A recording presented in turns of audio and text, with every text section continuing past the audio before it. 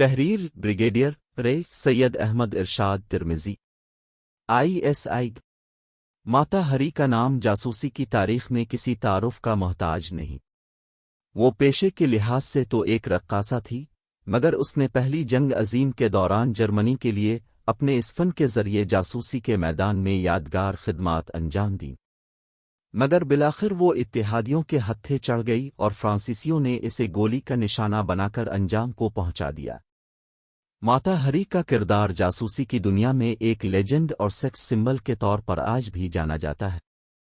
کچھ اسی نوعیت کی ایک بھارتی دوشیزہ سے ہمراہ واسطہ پڑا اور اس کا کردار ہمارے ریکارڈ میں اپنے انمٹ نقوش چھوڑ گیا۔ اسلام آباد میں دنیا کے متعدد سفارتخانوں نے اپنے عملے کے بچوں کی ابتدائی تعلیم و تربیت کی غرض سے ایمبیسی اسکول کھول رکھے ہیں، خاص طور پر ان ممالک میں جن کے عملے کی تعداد زیادہ ہے اور طالب علم بھی کافی تعداد میں ہے۔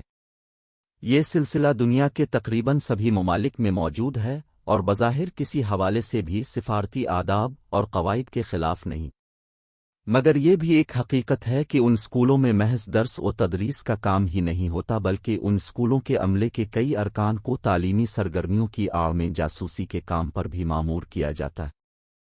تربیت یافتہ جاسوس اساتذہ کے ظاہری روپ میں ان اسکولوں میں تعینات کر دیے جاتے ہیں۔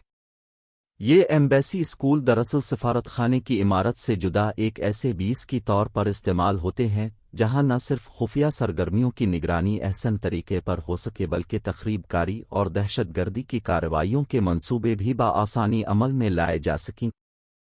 اساتذہ کے روپ میں تعینات کیے گئے خفیہ ایجنٹ ہمہ وقت میزبان ملک کے خلاف کسی بھی خفیہ کارروائی کے لیے تیار رہتے ہیں، اور یہ اسکول ان ایجنٹوں کو مکمل تحفظ اور سہولتیں فراہم کرتے ہیں۔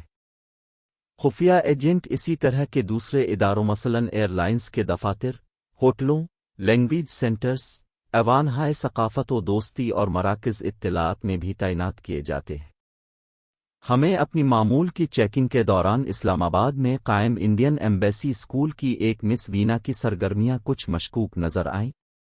مسلسل نگرانی کے بعد ہمیں پتہ چلا کہ اسکول کی تدریسی سرگرمیوں میں تو وہ کم حصہ لیتی ہے، مگر اکثر اوقات شکار کی تلاش میں اسلام آباد کے چند گھروں میں دکھائی دیتی۔ ہمیں یہ بھی معلوم ہوا کہ مس اینا کا بھارتی سفارت خانے کے ڈیفنس اتاشی اور غرا کے فرسٹ سیکریٹری سے مستقل رابطہ ہے۔ یہ دونوں پاکستان کے دفاعی اور ایٹمی راز معلوم کرنے کے درپے تھے، اور بھارتی ماتا ہری ان کی ہدایات پر کام کرتی تھی۔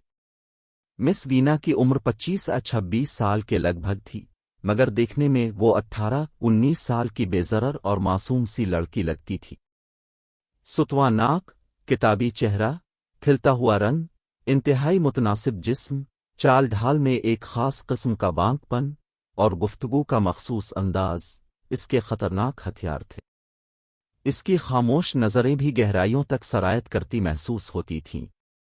اس کے چہرے پر ہمہ وقت ایک ہلکی سی مسکراہٹ تو رہتی، لیکن اس کی نظروں میں ایک ایسی اداسی بھی دکھائی دیتی تھی جیسے صدیوں پرانا ایک محل اپنی لٹی ہوئی تابناکیوں، خوشیوں اور روشنیوں کے لوٹ آنے کے کرناک انتظار میں ہو، جیسے وقت کے بے رحم ہاتھ لمحہ با لمحہ ریزہ ریزہ کر رہے ہوں، یا جیسے ایک تھکن سے چور چور مسافر جو اپنی منزل کا نام بھی بھول چکا ہو مگر پھر بھی ایک لامتناہی سفر پر ہو۔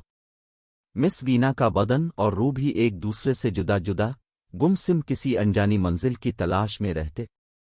مزید معلومات کے لیے ہم نے ایک پاکستانی ہندو لڑکے کو انڈین ایمبیسی اسکول میں داخلہ دلوایا۔ اس کی ماں نے ہماری ہدایات پر یہ ظاہر کیا کہ وہ اپنے بچے کی تعلیمی سرگرمیوں کے بارے میں بے حد متفکر ہے اور وہ ان سرگرمیوں کے بارے میں آگاہ رہنا چاہتی۔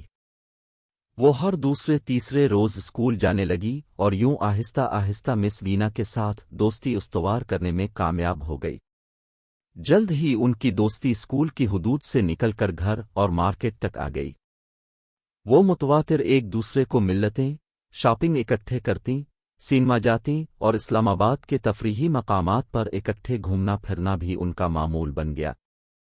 وینا اسی محترمہ کو شکار کر کے اسے اپنے مقاصد کے لیے استعمال کرنا چاہ رہی تھی، اور یہ نہیں جانتی تھی کہ یہ معصوم شکار خود اس کا شکاری ہے۔